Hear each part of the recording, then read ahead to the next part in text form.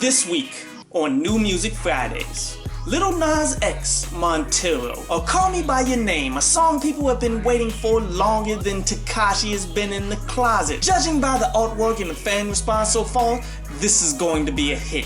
It doesn't matter that I haven't heard one note yet. I am fully expecting this song to be trash, but in music, quality has nothing to do with the success in the vast majority of cases. Be ready for this song to get a push similar to Old Town Road, as he is not making any attempt to tone down the sexuality. Seeing everything from the Grammys to American propaganda, his identity fits too well with what these corporations are pushing towards the masses. Name one show on television that doesn't have some kind of gay agenda. I will wait. And I'm not here to judge, I'm just saying Lil Nas X is going to reap the benefits on a massive level, and he only has to be who he is. Hopefully he has some ownership and is not signed to a 360 deal, but let's keep it 100. You don't get this kind of promotion unless they are taking all of the money. It's no coincidence that generation after generation keep coming out talking about how they are broke after selling millions of records that they never seen a dime from. Now as I listen to this song, clearly this is something I'm not interested in, but it's not trash. Think about it as the gay dip it low, but far worse and more commercially viable. The basic concept is he is one phone call away from when he is needed sexually, basically glorifying jump-off behavior.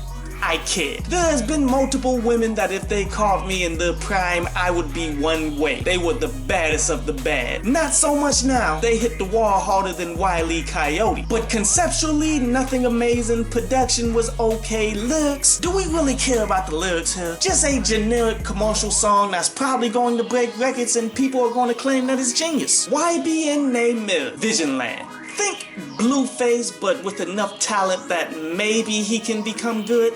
Let's just call him Periwinkle Forehead. I don't know why people who's influenced by the West Coast rap like this. Wait a minute. Sure I do. This is E40's legacy. And I love E40, but his style only fits E40. And when lesser talents attempt to rebrand it for future generations, it doesn't work. You're probably saying that no, he doesn't sound like E40, and you are right, because nobody can sound like E40. He polished his style and made it fit his accent to his terminology to a level that cannot be duplicated. But does that stop people from making an attempt? And when that attempt fails, where does that land you? In the same spot that YbN Nahmir is right now. But then add a twist to it with drill music, because that's really what's popping right now. It is definitely a unique blend of styles that I would like to see progress into something of quality, but before I listen to this project, I don't believe that he is ready for that. I project this to be a bland take on popular gangster music that won't make a wave in a wave pool. But there is potential here for the future.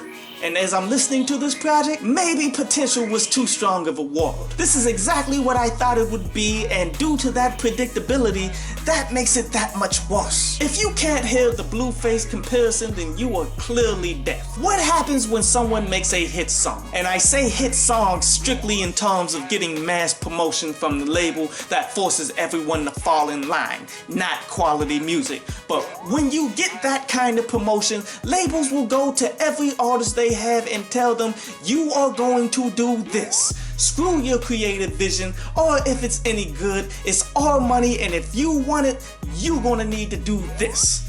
Honestly, this project was pretty bad, dude. Moneybagg Yo, hard for the next feature in future. Moneybagg Yo's first music since Code Red. Be interesting to see what progression he shows after this extended break.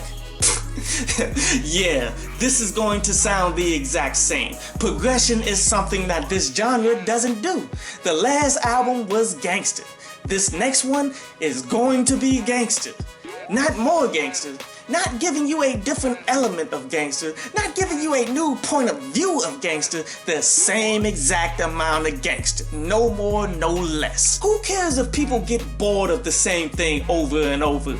If there's one thing that you learned from Tupac, is that gangster lasts forever. Just forget about his Black Panther ties that he included in his music, his versatility to go from being a gangster to Dear Mama, or how he went to jail shooting at the police for a black woman. Just remember Thug Life and everything will fall in line towards longevity, clearly. Now, after listening to that Visionland, I actually need this to cleanse the palate.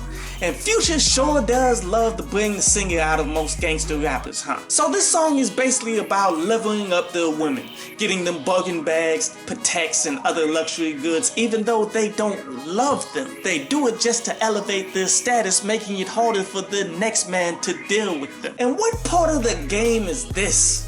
Basically, you were tricking off just to crap on rivals that don't exist yet? I'm all for splurging on your woman because she is your woman and probably deserves it for what she's endured to stick it with you to this point. This is just promoting the waste of resources, and if you think women don't take this to heart, then you are mistaken. Overall, not a trash song, but not a good one either. Just glad that it was something a bit different, but it wasn't a good different. 24K Golden, El Dorado, aka Limited Versatility. See, he attempts different genres of music, but he approaches many of them the same way, making them all somewhat feel the same. Minus the singles like City of Angels, where that was clearly different. And I'm not saying that this is necessarily a bad thing. It can be misconstrued as a style and an identity, but if you're going to do this, then you need to commit to it. This is why I had the most respect for XXXTentacion. He would build his songs from scratch and make them unique pieces of art to themselves. He would use the production as means to help tell the story the lyrics were telling.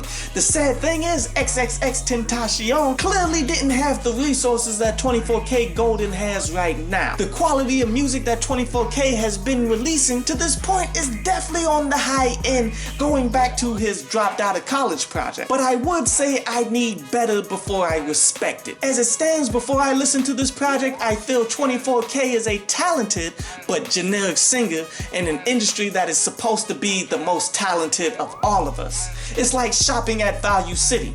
Yes, it has a large selection of all kinds of goods that aren't related to each other, but none are on the quality that I'd put in my shopping cart. As this started off exactly how I thought it would, but that love or lust is pretty solid. He's asking up front, what is this relationship? If she is in fact in love with him, that's his cue to bounce, because he can't live up to those demands. Out of Pocket was good, talking about how having money brings out his ego, but sadly it goes on a dry spell, but ends on a strong note with that Don't Sleep. I am pleasantly surprised to have gained 3 songs with a chance of making my playlist. I'm gonna have to re-listen to them to make sure. So this project was cool, but a reminder, from this point expectations go up. I fully expect his next project or the project after that to be at least in the 8, because he clearly has the talent to make songs now that I'm hearing them, so there are no excuses. It's time for you to grind hard. NF Clouds, the next Eminem, aka Skittles. Not long ago, I seen him trending on Twitter with people complaining that he is a knockoff of a style that had been overdone with lackluster knockoffs. And I agree to an extent that underground white rappers who can't rap always want to be Eminem. And it is comically hilarious to hear them try, but clearly don't put in enough work to achieve that level. See, the reality is that Eminem still reverberates in middle America. That anger that we see shooting up massage parlors of white supremacist society will never allow this style to die. Even when Eminem to Yellow Wolf disown this portion of society, these people will forever use this style for their messages. And I'm not saying NF follows that philosophy, because I don't know him well enough to say if he is or is not a white supremacist. I just know that middle America's hate and Eminem's legacy goes hand in hand based on the sales he's enjoyed his entire career. But the difference here is that NF is actually a good rapper worthy of this style from a technical aspect. See, his delivery, cadence, and flow is really solid. Lyrically, this is a mountain that I don't think is scalable. I would like to hear more individualism than being just a clone of a rapper whose peak was in 2002, but I think this style is in good hands. And sigh as I listen to this. The beginning of this was Eminem with no lyrics on Eminem style production. Pretty much the worst variation of Eminem there is. Story was good though. song that takes the direction of the victim instead of the deranged killer, which has been the standard for quite some time. See, the style is there, the hunger is there, but not the lyrics or the songs. Even the song with Hobson was lackluster. Layers is the best song so far, but that switch up killed the mood harder than turning on the lights in the club. Trust with Tech 9 was okay, but nothing that I would keep. Overall, there is potential here, but this just isn't the one. I don't think he needs much maturing to reach his potential either. As long as we don't expect lyricism and he gets the right producers, I think he could make a dope project, but we'll see what direction he takes. Hopefully he'll veer away from this, because even Eminem realized that this sound wasn't quite working for him. That's why he went away from producing all of his own stuff.